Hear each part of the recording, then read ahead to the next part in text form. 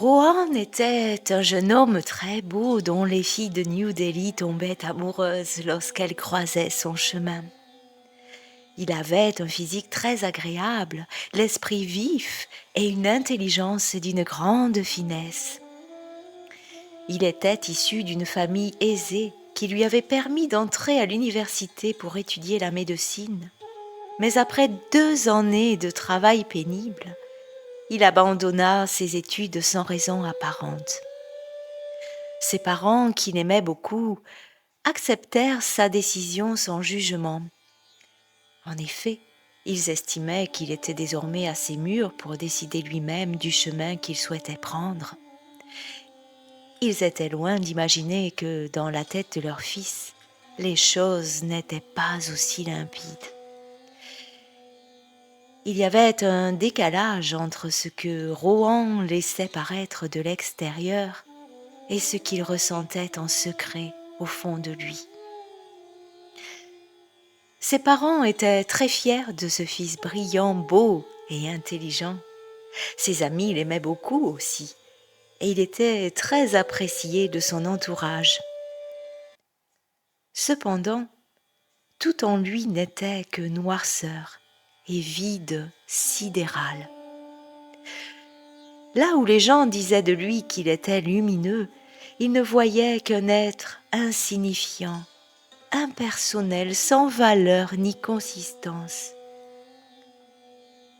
Il ne put cacher bien longtemps son mal-être aux yeux de sa mère, qui connaissait son fils mieux que lui-même, et un jour où il devait se rendre au temple, elle décida de l'accompagner. Le trajet à pied était plutôt long, mais bien plus agréable qu'en voiture, car le centre-ville grouillait de chauffards, comme dans la plupart des grandes villes de l'Inde. Ils marchèrent un long moment en silence, puis sa mère prit la parole.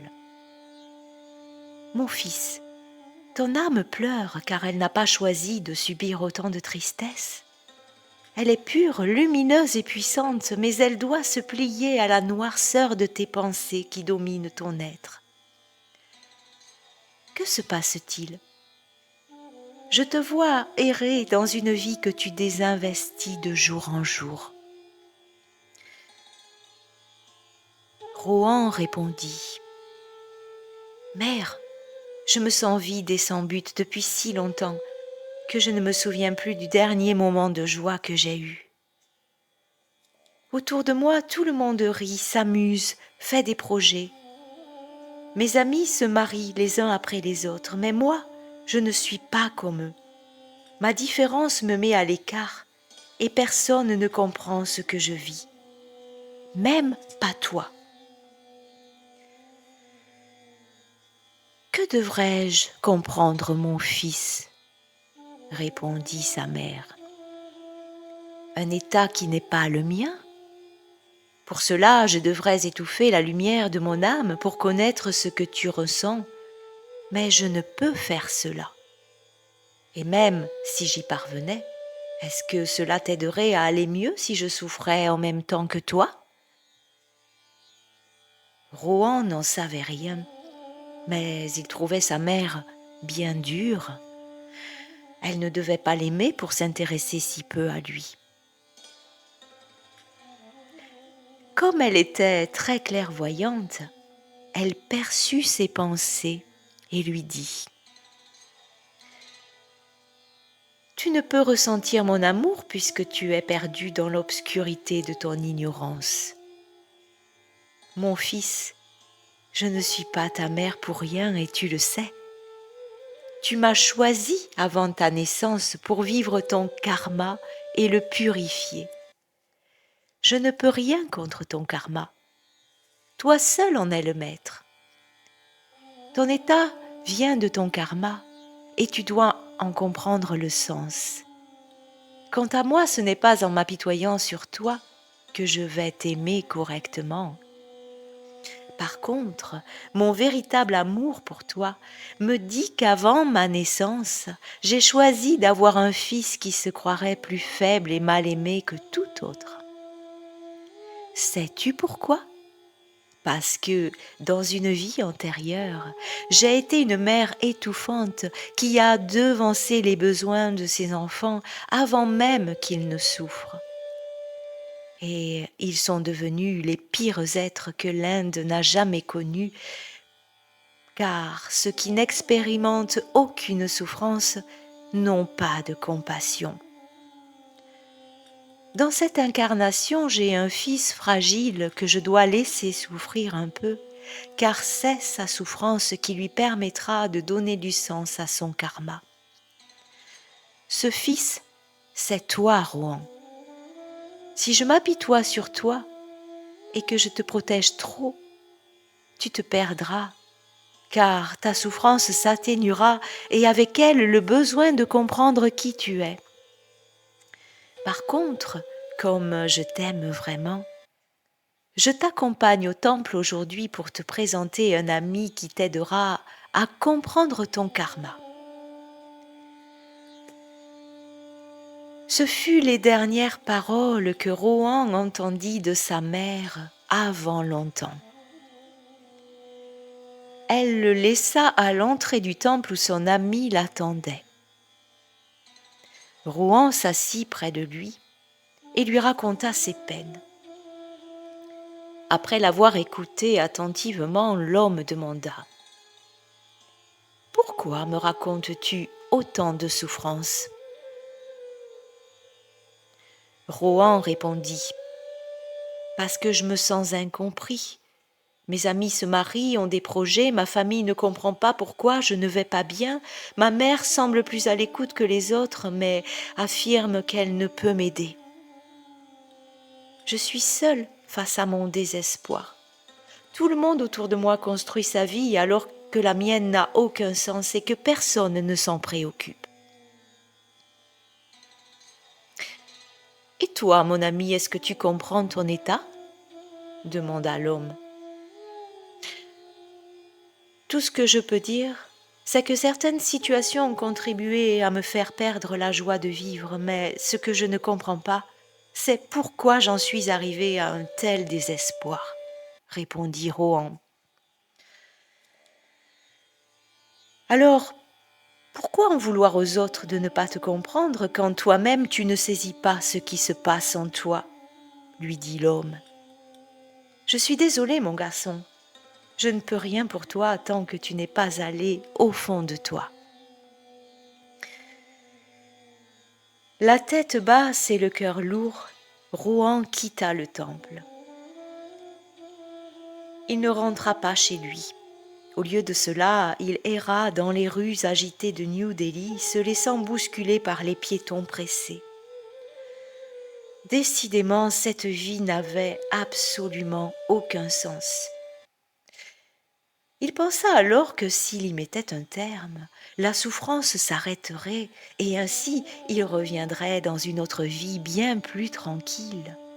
Il se réincarnerait dans une famille chez les intouchables, mais serait riche en générosité. Oui, c'est ça qu'il fallait faire, mettre un terme à sa souffrance et pour se faire pardonner des dieux, accepter de revenir dans une famille pauvre installée dans un bidonville. Demander la clémence et, en retour, sacrifier son confort et les avantages de sa caste actuelle.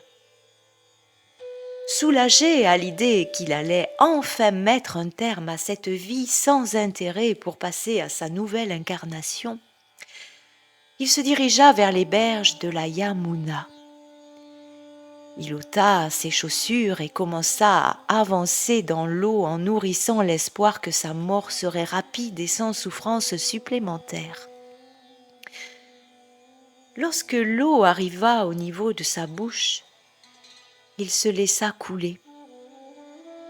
Ses poumons commençaient à s'emplir lorsqu'il sentit quelque chose l'attraper par le torse. Il s'agissait d'un homme courageux qui, ayant repéré sa détresse, le ramena sur la berge. Rohan cracha longuement toute l'eau qui avait envahi ses poumons et son estomac. Il ouvrit ensuite les yeux et vit le visage extrêmement ridé de celui qui lui avait sauvé la vie. C'était un intouchable. Il observait Rohan avec beaucoup de bienveillance. « Quelle folle idée a traversé ton esprit ?» demanda-t-il à Rohan. « Si je ne t'avais pas vu, tu serais déjà mort. » Rohan expliqua que c'était justement son intention et lui raconta sa souffrance intérieure, son vide sidéral, avec toutefois un peu plus de retenue, car l'homme souffrait certainement bien plus que lui. En effet, son visage était tout ridé de lassitude, son dos voûté par le labeur. Il paraissait certainement bien plus vieux et usé qu'il aurait dû l'être à son âge. Mais son regard était pur et paisible comme celui d'un enfant. Rohan admirait presque cet homme qui ne semblait aucunement affecté par son sort, et il n'eut d'ailleurs aucune pitié pour le jeune homme. « J'ai fait ma part, je t'ai sorti de l'eau. Maintenant, fais la tienne, comprends ton karma et tu souffriras beaucoup moins. Je t'ai sauvé aujourd'hui au péril de ma vie. Peut-être ai-je remboursé une dette. Et aujourd'hui, l'occasion de me racheter m'a été donnée.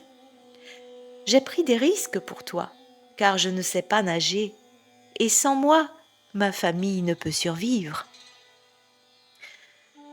Rohan n'osa pas lui dire qu'il aurait préféré rester sous l'eau. Décidément encore quelqu'un qui n'éprouvait aucune pitié pour lui. Des mois s'écoulèrent au cours desquels il erra sans but. Puis un jour, il se dit qu'il était certainement malade. Il se souvint de ses cours de médecine et pensa qu'il était atteint d'une forme de mélancolie sévère qui l'empêchait de profiter de la vie. « Ce n'est pas en Inde que je trouverai les meilleurs médecins, se dit-il.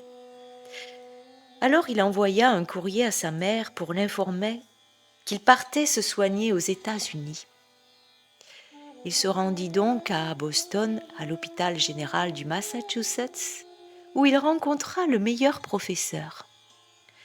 Celui-ci confirma bien un état mélancolique avancé et lui proposa un traitement qui lui permettrait de retrouver sa joie de vivre. Rohan accepta avec une reconnaissance extrême en se disant qu'enfin quelqu'un avait compris le mal dont il souffrait. Comme le professeur souhaitait le voir régulièrement, il s'établit à Boston, trouva un travail de livreur de colis en tout genre et commença sa nouvelle vie. Les 6 mois qui suivirent furent merveilleux. Il vénérait désormais ses médicaments autant que ses dieux qu'il finit par oublier, et avec eux ses histoires absurdes de karma et de réincarnation. Il était euphorique d'un optimisme que sa culture ne lui avait jamais enseigné. Enfin, il était heureux. Il profita même de son physique avantageux pour collectionner les plus belles femmes américaines, passant de l'une à l'autre sans scrupule et jouissant enfin de la vraie vie. Il avait de l'argent, il était beau, et son petit travail de livreur lui permettait de rencontrer toujours plus de femmes. Il était guéri. Un jour qu'il conduisait dans un quartier chic de la ville à la recherche d'une adresse à laquelle livrait un très grand colis, il se sentit soudain très somnolent et à la limite du malaise. Cela lui arrivait de plus en plus fréquemment. Il savait qu'il s'agissait des effets secondaires des pilules qu'il avalait chaque jour pour apaiser son mental agité. Il aurait bien aimé s'arrêter à l'ombre d'un arbre pour dormir un peu, mais il était déjà en retard. Il emprunta une rue de plus en plus somnolent. Soudain, un choc violent projeta sa tête sur le volant. Le goût du sang dans sa bouche l'affola. désorienté, il ne comprenait pas ce qui se passait. Où était-il? Qui était cet homme qui avait ouvert sa portière et qui lui tapotait énergétiquement les joues? Il s'agissait du conducteur d'un grand fourgon que Rohan venait de percuter. « Monsieur, ça va? Monsieur, vous m'entendez ?» L'homme paraissait très inquiet. La police était déjà sur place pour barrer la rue et constater les dégâts qui n'étaient que matériels. Rohan revenait à lui petit à petit et se souvint alors qu'il devait livrer un colis important. « Ne vous inquiétez pas, monsieur, lui dit un policier. Nous allons contacter le destinataire de cette statue. » Rohan se dirigea en titubant vers l'arrière de son fourgon. Dans le choc, les battants s'étaient ouverts et le colis avait été projeté sur la chaussée hors de son carton.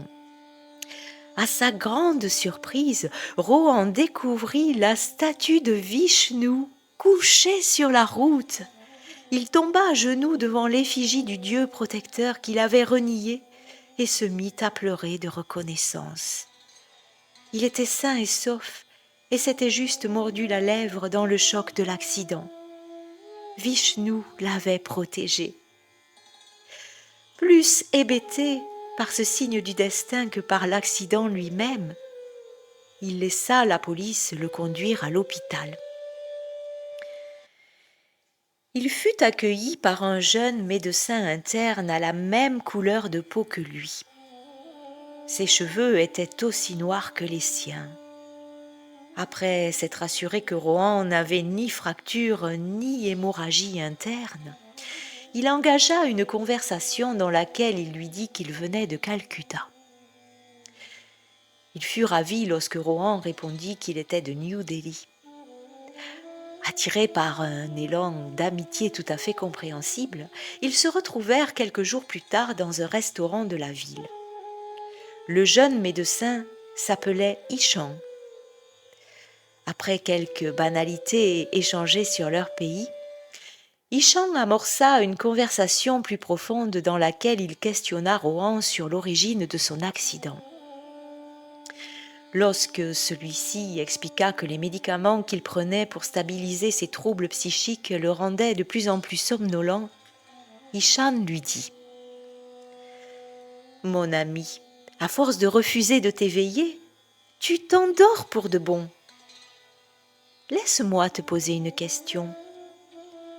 Quelle chose as-tu le plus de mal à accomplir dans ta vie ?» Rohan réfléchit longuement avant de répondre. Il finit par dire « Je n'ai jamais eu de réelles difficultés, sauf une, celle de poursuivre mes études de médecine. Je ne sais pour quelle raison j'ai abandonné ce projet, mais depuis que je l'ai fait, je vais de mal en pis. J'ai tenté de me noyer volontairement et c'est un intouchable qui m'a sauvé. Pauvre homme. » « Certainement moins pauvre que toi, » répondit Ishan. « Tu peux bénir cet homme et prier pour lui, car s'il ne t'avait pas sauvé, tu serais sur le point de te réincarner avec le même problème à résoudre. Fuir n'est pas la solution, te noyer encore moins, et t'anesthésier avec des substances chimiques te mènera encore à plus de souffrance et d'incompréhension. » « Alors, quelle est la solution ?» demanda Rohan. « La solution réside dans la compréhension de ton karma. Ton état actuel est l'effet d'une cause que tu crois inconnue mais que ton cœur connaît. Ce que tu n'as pas réussi dans le passé lointain d'une vie antérieure, ce dont tu te sens coupable, te poursuit tel un fantôme qui hante tes pensées. Il suffit d'enlever ce fantôme pour retrouver ta joie de vivre. Je vais te prescrire un substitut à ton traitement pour te faciliter le sevrage sans effet de manque. Rentre chez toi à New Delhi, va prier et méditer au temple tous les jours, reprends une vie saine avec une bonne nourriture et de l'exercice physique et reviens me voir quand tu seras guéri. » Le lendemain de cette discussion, Rohan s'envola pour New Delhi. Sa mère l'accueillit dans une joie profonde mais peu démonstrative. Elle lui dit alors que son ami l'attendait au temple. Il partit à la rencontre de l'homme qui ne le reconnut qu'après un long moment d'observation. « Ah oui, je me souviens de toi maintenant, dit l'homme en souriant. Tu as beaucoup changé, ton regard est plus clair. Avant, tu étais dans l'ignorance, aujourd'hui, tu es en recherche de sens. Je vais pouvoir t'aider maintenant. Viens me voir tous les jours au lever du soleil, nous méditerons et prierons Vishnu ensemble jusqu'à ce que tes souvenirs reviennent. » Alors, tous les matins, sans exception, Rohan se rendit au temple. Puis un jour, il eut l'idée de demander à sa mère s'il y avait des médecins dans la famille. Elle lui répondit avoir entendu son père parler d'un ancêtre qui, après de brillantes études de médecine, avait ouvert un dispensaire dans un quartier réservé aux intouchables où il soignait des familles entières atteintes de la lèpre. Renié et banni par sa caste qu'il avait trahi en accomplissant un tel acte de charité, il avait fini par s'exiler en Amérique où, loin de son pays et des siens, une grave dépression lui avait fait perdre la raison. On avait retrouvé son corps au fond d'un fleuve. Au fur et à mesure que sa mère déroulait son récit, Rohan sentait la lumière de la compréhension envahir son cœur. Depuis son enfance, sa mère lui expliquait qu'il était important de vivre une belle vie afin de laisser le meilleur aux descendants, car tout se transmettait aux générations suivantes, le bon comme le mauvais.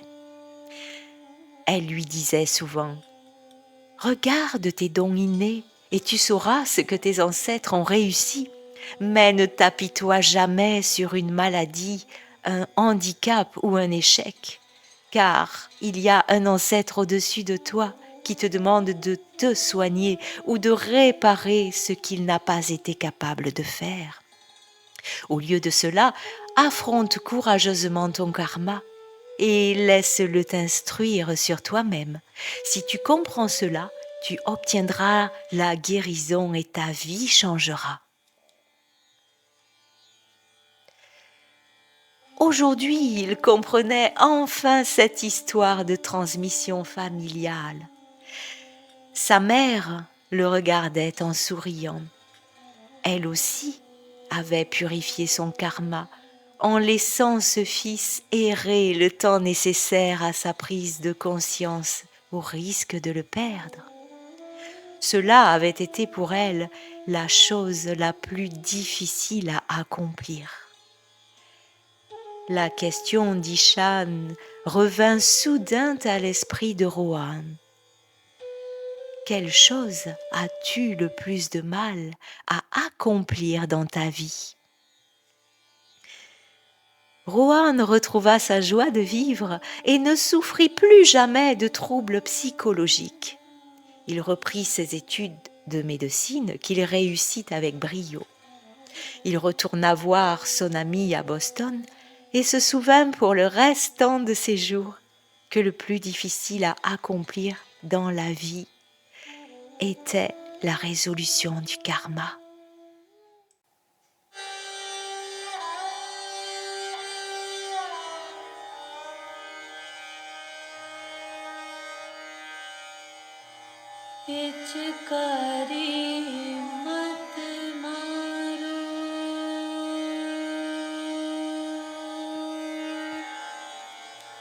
रंग पिचकारी